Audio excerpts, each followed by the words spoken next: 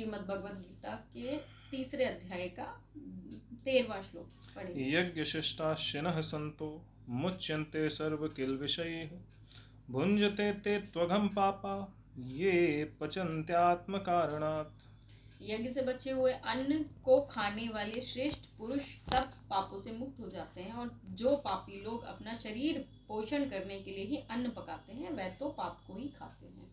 हमने अभी पीछे 10, 11, 12 श्लोक में जो बात की थी उसमें यही किया था कि जो यज्ञ मतलब जो आप कर्म कर रहे हो, सिर्फ प्रकृति से जो भी धर्मयुक्त कर्म कर रहे हो, और प्रकृति से जो भी मिल रहा है उसको स्वयं ना खाकर उसको दूसरों को भी आप दे रहे हो। अब देवता वहां पर बोला गया, देवता का मतलब सिर्फ ऊपर वाले देवता से नहीं है, नीचे वाले इंद्र देवता से नहीं, पूरी प्रकृति ही देवता है। हाँ, नीचे भी जितने भी जीव जंतु हैं वो भी हमारे लिए, इंसान अपने आप को छोड़ के जो भी है वो सब देवता है हमारे लिए। इंसान तो खैर अलग ही लेवल पे।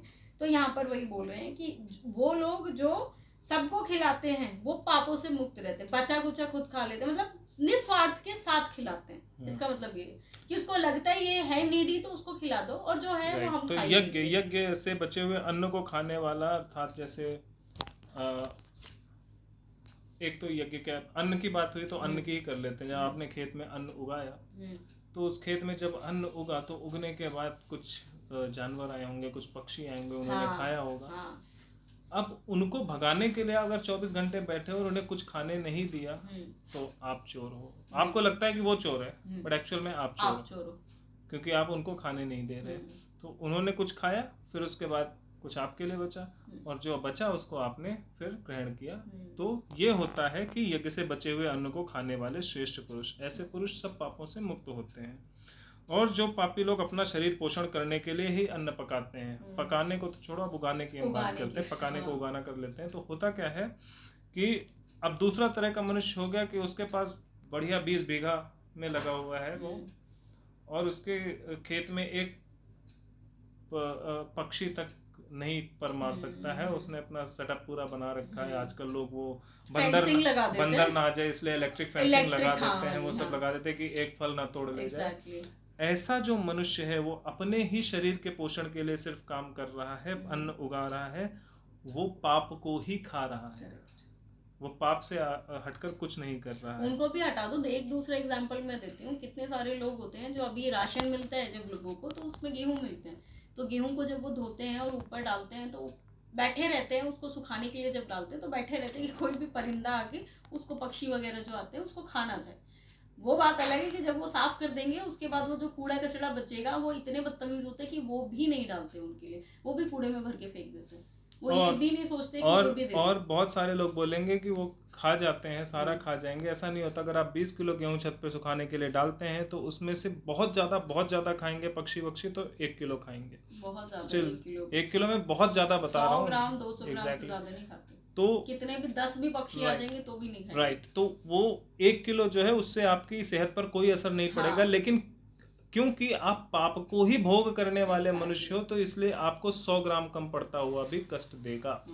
लेकिन अगर आप धर्मयुक्त आचरण करने वाले होगे तो आप 1 किलो अगर नहीं खाया होगा, उन्होंने 100 ग्राम खाया होगा, तो आप 900 ग्राम बिखेर के चले जाओगे कि ये खा लें, बाकी मैं अपना 19 किलो पिसवा के उसको यूज कर लूंगा।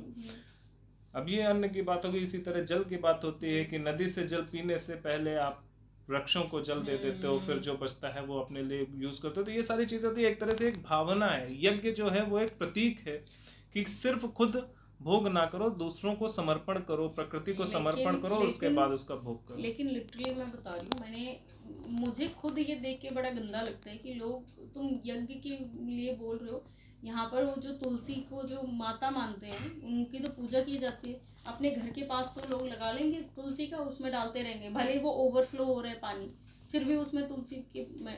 लेकिन और इधर उधर अगर उनको तुलसी का पौधा दिख जाएगा और वो सूख भी रहा होगा तो भी वो पानी नहीं डालने जाते उसमें। तो जबकि क्या भगवान क्या तुम सोच के आएंगे कि इस पेड़ में तो मैं हूँ, तुम्हारे घर वाले पेड़ में तो मैं हूँ, बट दूसरे वाले पेड़ में मैं नहीं हूँ? ऐसा है क्या? नहीं, तो वो वही है ना कि उनके अंदर वो भावना फीलिंग ही नहीं है ना। एग्जैक्टली भगवान ने पहले दिया था, स्वार्थी जो लोग होते हैं यही हम पहले बात कर रहे थे कि जैसे ये है ना कि जल देने से कुछ नहीं होगा, वैसे ही वो है कि नाम लेने से कुछ नहीं होगा अगर भावना नहीं। बिन भाव कुछ नहीं होना। तो ये हो गया श्लोक नंबर 13। तो भगवान भी नहीं मिलते। अब फिर अगला है हमारा श्लोक नंबर 14। इसमें कहते हैं अन्नात् भवन्ति भूतानि पर्जन्यादन्न संभवः यज्ञात् भवति पर्जन्यो यज्ञः कर्म समुद्भवः कर्म ब्रह्मोद्भवम् विद्धि ब्रह्माक्षर समुद्भवम् तस्मात् सर्वगतं ब्रह्म नित्यं यज्ञे प्रतिष्ठितम्। संपूर्ण प्राणी अन्न से उत्पन्न होते हैं। अन्न की उत्पत्ति वृष्टि से होती है, वृष्टि यज्ञ से होती है और यज्ञ विहित कर्मों से उत्पन्न होने वाला है। कर्म समुदाय को तू वेद से उत्पन्न और वेद को अविनाशी परमात्मा से उत्पन्न जानता हुआ जान। इससे सिद्ध होता है कि सर्वव्यापी परम अक्षर परमात्मा सदा ही यज्ञ में प्रतिष्ठित हैं। अब देखो उन्होंने बहुत अच्छा साइकिल बताया यहाँ पर। यहाँ इको साइकिल बताते हैं जो लोग, उनके लिए भगवान बोल रहे हैं कि संपूर्ण प्राणी अन्न से प्रकट होता है। और फिर अन्न कहाँ से मिलता है? वर्षा से। वर्षा नहीं होगी तो अन्न नहीं होगी। अब प्राणी अन्न से उत्पन्न होते हैं। बहुत सारे लोग कंफ्यूज होंगे, लेकिन खाओगे नहीं तो बच्चा कैसे पैदा करोगे? आपकी हेल्थ ठीक होनी चाहिए, तभी आप बच्चे को जन्म दे सकते हो, और आपकी हेल्थ पचनी चाहिए। तो अगर आपने वो किया, खाना ही नहीं खाया है, तो आप किसी लायक ही नहीं होगे, संतान उत्पत्ति कैसे करोगे? कैल्शियम वगैरह कैसे मिलेगा बच्चे को? संपूर्ण प्राणी अन्न से उत्पन्न होते हैं, इसका मतलब ये है। दूसरा क्या है? नहीं, और एक चीज और है इसमें, आपका जो खून बनता है वो भी तो अन्न से ही बनता है। भाई बिना भोजन के आप कैसे रह सकते हो? तो संतान उत्पत्ति बहुत दूर की बात है। जब आप ही नहीं रहोगे तो आगे सृष्टि कैसे चलेगी? और फिर वो बोल रहे हैं कि उसके बाद अन्न जो है वो अन्न की उत्पत्ति वृष्टि से होती है, अर्थात वर्षा से होती है। और फिर वृष्टि यज्ञ से होती है, और यज्ञ हमने बता ही दिया, वही जो कर्म, भोग लगाना, जो भी हमको मिल रहे हैं भगवान को भी देना, खुद भी, और कर्म करके उसको वो भी करना। ऐसा नहीं कि बैठ जाओ और कोई लाके दे देगा हमको। आपको मेहनत करनी होगी, आपको उगाना भी पड़ेगा। जब तक आप वो डालोगे नहीं दाना, तब तक वर्षा कितनी भी होती रहे, जो चीज आपको चाहिए उसके लिए कर्म तो करना ही पड़ेगा। और वर्षा भी नहीं होगी अगर आप अपना कर्म ठीक से नहीं करेंगे। एग्जैक्टली। नॉर्मली जो यज्ञ वो वाले जो होते हैं वो भी नहीं करोगे तो भी नहीं होगी।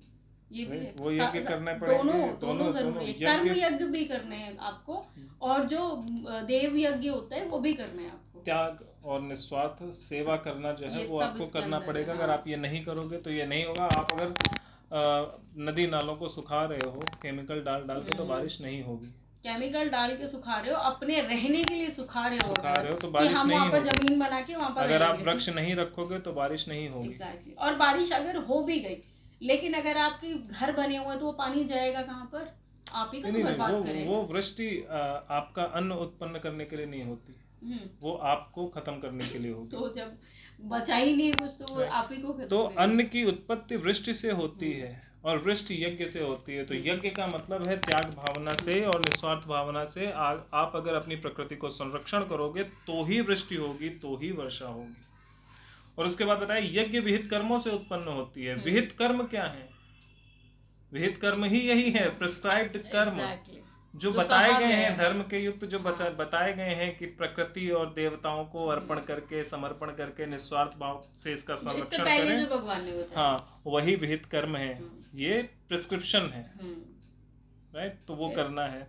उसके बाद कर्म समुदाय को तू वेद से उत्पन्न और वेद को अविनाशी परमात्मा से उत्पन्न। कर्म समुदाय, अब कर्म, प्रिस्क्राइब्ड कर्म कहाँ से आए हैं? धर्म युक्त कर्म कहाँ से आए हैं? वेदों में लिखे, वेदों में, राइट? सभी बोलते हैं, हमने पढ़ा तो है नहीं।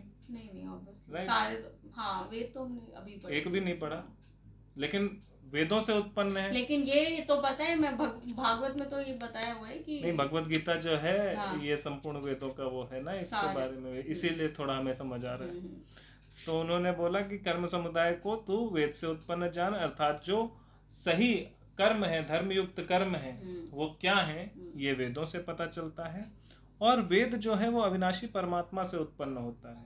परमात्मा अर्थात भगवान से वेद उत्पन्न होते हैं। तो अब वेद किसी किताब में लिख के, कोई वेद लिख के और कुछ भी लिख के आपको दे दे तो वो नहीं है। वेद जो है वो भगवान से उत्पन्न हुए हैं, और वो धर्म युक्त ही होगा। अगर अधर्म युक्त कुछ भी लिखा है तो वो वेद नहीं है, वो टेम्पर्ड कोई बुक है। तो इससे सिद्ध होता है कि सर्वव्यापी परम अक्षर परमात्मा सदा ही यज्ञ में प्रतिष्ठित होता है। तो वो साइकिल उन्होंने बता दिया, क्योंकि कह रहे हैं कि ये सब कुछ ऐसे ऐसे होता है। प्राणी अन्न से उत्पन्न होता है, अन्न वर्षा से होता है, वर्षा यज्ञ से होती है, यज्ञ वेद कर्मों से होता है, कर्म समुदाय वेद से उत्पन्न होता है, वेद अविनाशी परमात्मा से उत्पन्न होता है। तो इससे पता चलता है कि जो भगवान है, जो परमात्मा है, वो यज्ञ में ही प्रतिष्ठित है, अर्थात त्याग भाव में ही प्रतिष्ठित है। अगर आपको ईश्वर को प्राप्त करना है तो आपके अंदर त्याग की भावना और निस्वार्थता की भावना होनी चाहिए, तो ही आप ईश्वर को प्राप्त कर पाएंगे।